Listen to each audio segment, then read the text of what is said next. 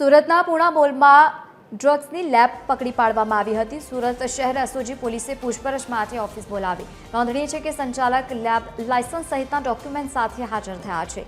Lab સંચાલક ઈશા અણધણીની એસઓજીએ પૂછપરછ પણ હાથ ધરી છે। લેબ માલિક ઈશા પર અનેક સવાલો પણ ઉઠ્યા છે। પોલીસને જાણ કર્યા વગર જ દિલ્હી પહોંચતા અનેક સવાલો જોકે કરવામાં આવી રહ્યા છે। ચાલુ તપાસમાં પોલીસને જાણ કર્યા વગર દિલ્હી પહોંચી ગઈ હતી અને દિલ્હીથી આવ્યા બાદ ઈશાની હવે પૂછપરછ શરૂ કરવામાં આવી છે।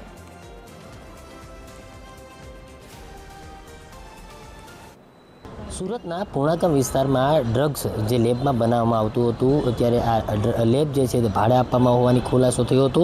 એસઓજી દ્વારા આખી લેબ જે છે તેમનો એક વિભાગ જે છે તે પકડી પાડવામાં આવ્યો હતો। ત્યારે આ લેબની જે સંચાલક છે ઈશા અણઘણ તેમને હાલ સુરત એસઓજી ઓફિસ ખાતે પૂછપરછ માટે બોલાવવામાં આવી છે।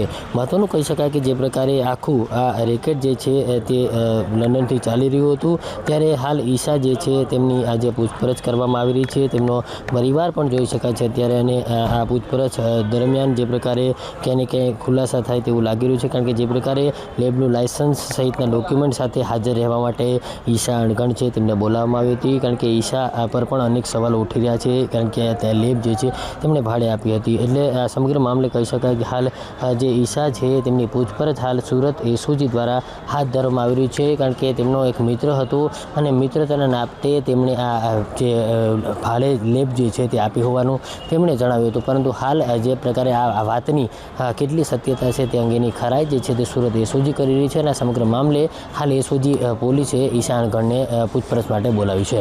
કેમેરામેન જયેશ મિસ્ત્રી સાથે દિવેશ પરમાર, TV13 સુરત।